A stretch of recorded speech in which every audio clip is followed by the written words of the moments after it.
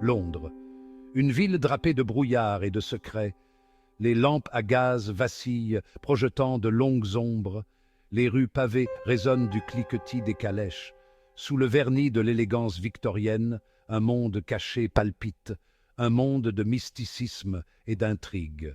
C'est ici que vous me trouvez, moi, Klein Moretti, un jeune homme plongé dans des circonstances extraordinaires, un Beyonder fraîchement créé, aux prises avec des pouvoirs nouveaux. Mon monde, une danse périlleuse de sociétés secrètes et d'entités anciennes. Une lettre arriva, livrée par une main inconnue, glissant silencieusement sous la porte. Le papier était épais, l'encre d'un cramoisi profond, évoquant des secrets anciens et des mystères oubliés. Elle parlait d'une potion, un breuvage d'une puissance incommensurable, capable de changer le cours du destin. J'ai senti un frisson, une prémonition de danger et d'opportunité, comme si le destin lui-même m'appelait. Ce n'était pas une requête ordinaire, mais une invitation à un voyage périlleux. C'était une convocation vers l'inconnu, un appel à explorer des territoires inexplorés. L'intrigue luttait contre la prudence dans l'esprit de Klein, chaque pensée pesant lourdement. Il connaissait les dangers du monde mystique, les pièges et les illusions qui y résidaient. Mais l'attrait de l'inconnu, la promesse de puissance, se sont avérés trop forts pour y résister, l'appel irrésistible. La lettre était une énigme qui ne demandait qu'à être résolue, un puzzle complexe. Et Klein était attiré par son mystère, incapable de détourner son regard de l'invitation. La potion, laissait entendre la lettre, détenait la clé d'un savoir oublié, un savoir qui pourrait changer le cours de l'histoire. Elle parlait de libérer un potentiel caché, un pouvoir dormant en chacun de nous, de transcender les limites des mortels et d'atteindre des sommets inexplorés de l'existence humaine.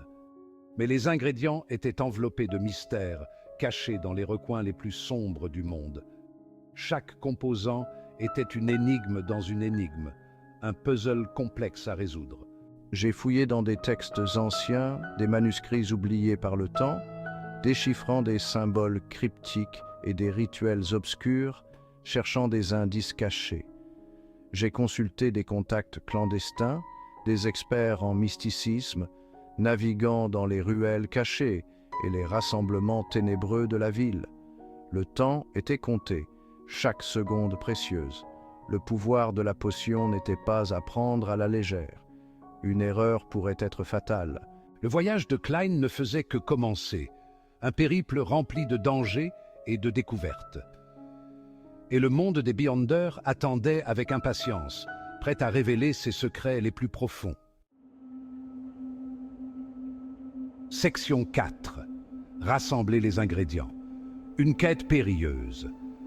Cette section du grimoire ancien détaillait les étapes nécessaires pour créer une potion de pouvoir inégalée. Les ingrédients étaient un mélange bizarre et puissant, chacun possédant des propriétés magiques uniques et dangereuses. Des larmes d'un chien spectral, une créature rare et insaisissable, une plume de l'aile d'un ange, symbole de pureté et de divinité, une seule goutte de sang d'une statue vivante, une entité de pierre, animée par une force mystérieuse.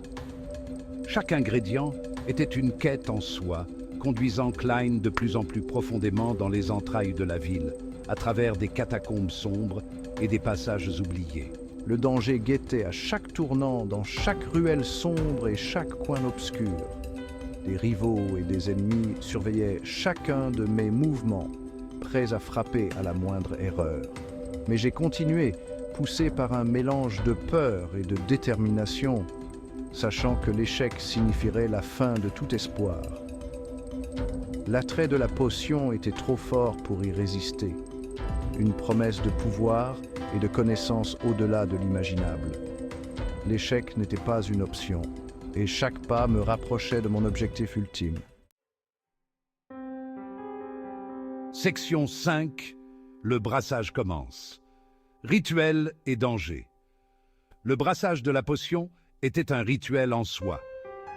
Il exigeait un timing précis, des champs obscurs et une concentration sans faille. Un faux pas, un mauvais ingrédient, et c'était le désastre.